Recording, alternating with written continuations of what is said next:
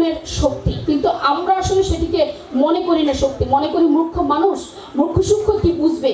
কিন্তু না, যদি কেউ শুধু নিষ্ক্রিয় না হয়, সক্রিয় হয়, অজ্ঞতা তার জন্য কোনো বাধা নয়। অর্থাৎ সে যদি শুধু কাজটি করে অভ্যস্ত থাকতে পারে, অর্থাৎ দেখা গেল কি যে আমরা যে কাজটি করতে চাই সেই জায়গাটিতে মূল যে জায়গাটি সেটি হলো চিকিৎসা সেবা, এবং এই চিকিৎসা সেবার ক্ষেত্রে সবচেয়ে গুরুত্বপূর্ণ ভূমিকা পালন করে আমাদের এই যে আশিক দত্ত।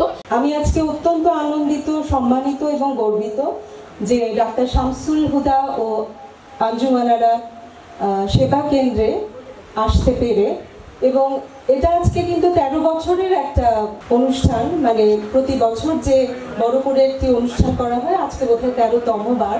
তাহলে কিন্তু তিনি অসুস্থ হয়ে পুরো পরিবারটি আস্তে আস্তে ধ্বংস হয়ে যাবে, ভেঙে পড়বে, তার আর এগিয়ে যাবার রাস্তাটা থাকবে না। সুতরাং এই যে নারী স্বাস্থ্য, এটা নিয়ে আমরা আজকে কথা বলবো। আপনারা প্রত্যেকে যারা যেসব চিকিৎসকের সামনে উপবিষ্ট হবেন, আপনারা আপনাদের যে অসুস্থতা এবং শারীরিক সমস্যা সেটা নিয়ে কোনো রকম লজ্জা না করে আমার মনে হয় যে আপনারা জানতে চাইবেন কিভাবে আপনারা আপনাদেরকে সুস্থ রাখবেন। আসলে দীর্ঘ 13টি বছর ডক্টর রেবেকা এবং আমরা সবারই অক্লান্ত পরিশ্রমে দিল করে এই জায়গাটা আসতে পেরেছি, আর এর সাথে নিজেকে যুক্ত রাখতে পারছি, এই জন্য খুব গর্ব লাগছে।